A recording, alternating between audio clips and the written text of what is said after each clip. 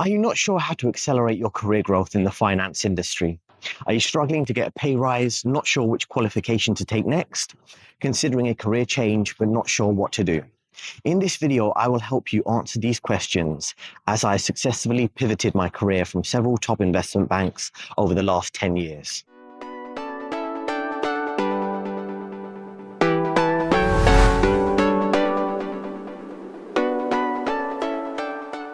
If you're currently working at a job and you're struggling to get a pay rise, I would recommend you ask for more responsibilities, to be involved in more projects or more opportunities. I think you can be quite direct, particularly at this time of the year, at the start of the year, where objectives are being defined in terms of what work you could do and how you could help. I think you could ask for more responsibilities in terms of what other team members are doing, if you can get involved in helping them out. If it comes to projects, I would recommend you reach out to not only your manager, but managers of other teams and see what cross projects you could do working with other teams. For example, if you're working in a sales team, emerging market sales, consider communicating with maybe the bond sales team and see if, okay, they're selling corporate bonds, you're working in emerging markets, maybe there are crossover opportunities to speak with the same type of clients and discuss, maybe joint ventures you can work on. Other things I'd recommend if you are struggling to get a pay rise would be to ask for general opportunities within your team.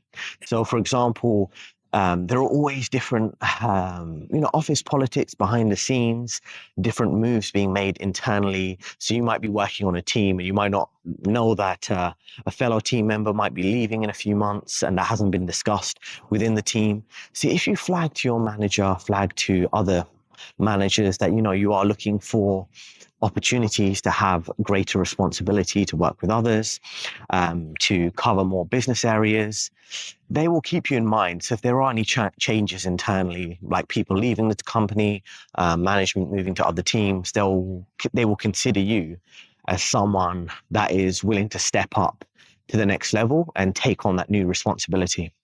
Another thing would be considering which qualifications you could take next. Now, at the start of your career, typically you'd start with a broad base of qualifications. For example, for myself, when I started working at HSBC in investment banking, they will put you through some external qualifications. They call the CISI securities exam, the derivatives exam, and the financial regulation exam.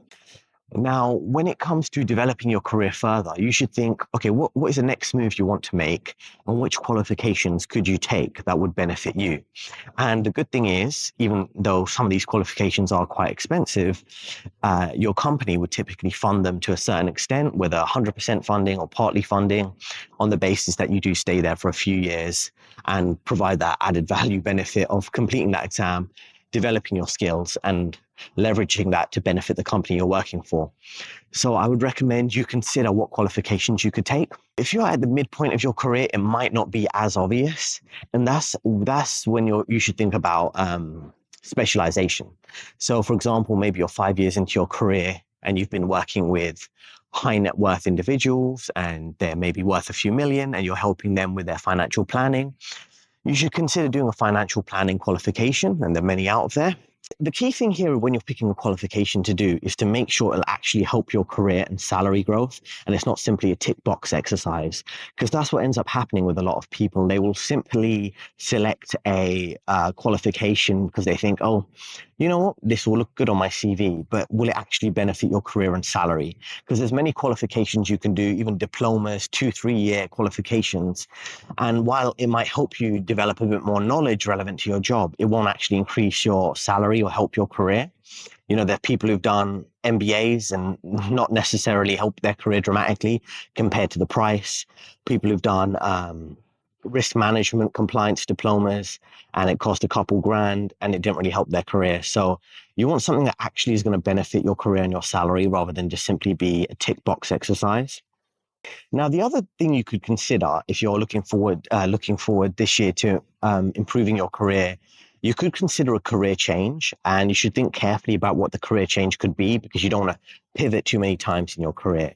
So say you're working in a finance role and you're more interested in tech, maybe you prefer the technical skills, the analytical side of trading activity and you want to leverage something similar within the tech industry, maybe move from the trading department to the technology department within the bank you're working for.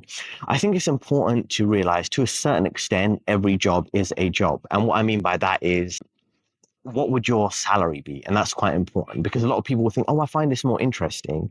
If you find another job more interesting, but the salary benefit isn't dramatic, you will start to feel it after the kind of honeymoon phase or that kind of fun phase at the start where you're doing something different wears off. It still is a job. So just consider, if you are making a career move, what are the actual salaries offered there realistically at the start and moving forward, so you're not disappointed and you don't make a move and then regret it later. And then also consider the time to transition to a new job. If you're considering doing that this year, it will typically take 1 to 2 years to develop the skills, maybe complete a relevant qualification, and then 2 to 3 years to really settle into that new career and benefit from that pay rise. So you're looking at anywhere from minimum 2 years, 3 to 5 years, realistically, to fully settle into a new role in your career when you are doing a career change. So that's very important to consider. It's not as straightforward as just, I'm going to go from finance to tech. I'm going to go from sales to trading. It's a bit more complex than that. And just to finish up here, so if you are struggling to get a pay rise, find out what additional responsibilities you can take on.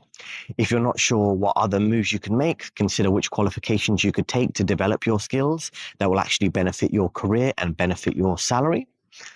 And then also, if you are considering a career change, think about the salary offered there, but also the logistics, the qualifications you need to do. Will it take 1 to 2 years, 2 to 3 years? Is there a demand for that within the current location you're in? Would you maybe have to move to another city, move abroad? Does it offer flexibility, working from home, working in the office? What type of workplace culture is there? Would you enjoy that on a day-to-day basis, not just the work? So there's lots of things to consider there. And if you found this video helpful, please check out the 2 recommended videos on your screen right now, the free ebook in the description, and I'll see you in the next video.